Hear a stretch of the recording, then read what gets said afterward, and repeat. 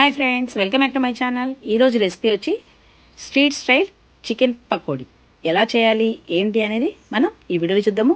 అంతకంటే ముందుగా మీరు కనుక మన ఛానల్ ఫస్ట్ టైం చూస్తున్నట్లయితే లైక్ చేయండి, షేర్ చేయండి, సబ్స్క్రైబ్ చేయండి, నాకు సపోర్ట్ చేయండి ఫ్రెండ్స్. నేను ఇంకా మంచి మంచి వీడియోస్ తీస్తాను.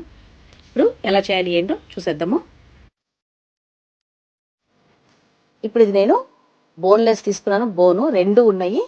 ఇవి చిన్న చిన్న పీసెస్గా ఈ విధంగా కట్ చేసుకొని బాగా 2-3 సార్లు వాష్ చేసుకొని పెట్టుకున్నాను అనమాట. ఇప్పుడు ఈ విధంగా వాష్ చేసి పెట్టుకున్న దానిలోకి హాఫ్ నిమ్మకాయని ఈ విధంగా పిండేసుకోవాలి.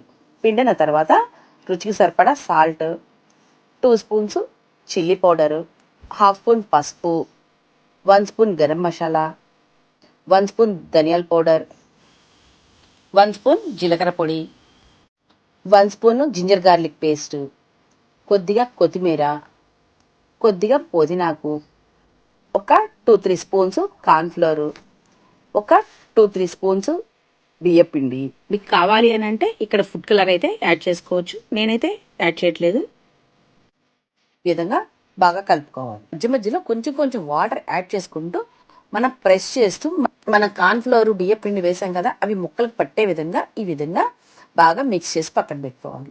ఇప్పుడు అందులోనే ఒక 4-5 పచ్చిమిర్చి, ఒక ఎగ్గును కూడా ఈ విధంగా పగలగొట్టి అందులో వేసుకోవాలి. 1 స్పూన్ ఆయిల్ యాడ్ చేసి మనం ఈ చికెన్ పీసెస్కి ఈ ఎగ్ బాగా పట్టే విధంగా ఈ విధంగా బాగా కలుపుకోవాలి. ఈ ఎగ్ వేయటం వల్ల మనకి చికెన్కి కోటింగ్ లాగా చాలా బాగుంటుంది. టేస్ట్ అనేది సూపర్గా ఉంటుంది అన్నమాట. ఈ విధంగా మనకి మొత్తము ఎగ్ మొత్తం చికెన్కి పట్టే విధంగా బాగా మిక్స్ చేసుకోవాలి. మిక్స్ చేసుకున్న తర్వాత దీన్ని 1 అవర్ కానీ 2 అవర్స్ కానీ మూత పెట్టి పక్కన పెట్టుకోవాలి. మనకి అంత టైం లేదు అని అంటే ఫ్రీజర్లో అయినా పెట్టుకోవచ్చు అనమాట. చూస్తున్నారా, నేను 1 అవర్ తర్వాత చూపిస్తున్నాను. ఈ విధంగా అయిన తర్వాత ఒక్కసారి మనము స్పూన్ తోటి కానీ గంటతో కానీ ఈ విధంగా బాగా కింద నుంచి పై వరకు బాగా మిక్స్ చేసుకోవాలి. మిక్స్ చేసుకున్న తర్వాత స్టవ్ మీద కడాయి పెట్టుకొని డీప్ ఫ్రైకి సరిపడా ఆయిల్ పెట్టుకొని అందులో మనం ఈ చికెన్ పీసెస్ అనేవి ఒక్కొక్కటిగా వేసుకోవాలి. ఈ ఒక్కొక్కటిగా వేసుకోవడం వల్ల మనకి చికెన్ పీసెస్ ఒకదానికొకటి అతుకకుండా చాలా చక్కగా వస్తాయి అన్నమాట. ఈ విధంగా కడాయి నిండా వేయకుండా కొన్ని కొన్నిగా వేసుకుంటూ ఈ విధంగా బాగా ఎర్రగా గోల్డెన్ కలర్ వచ్చే వరకు మనం ఈ విధంగా ఫ్రై చేసుకోవాలి.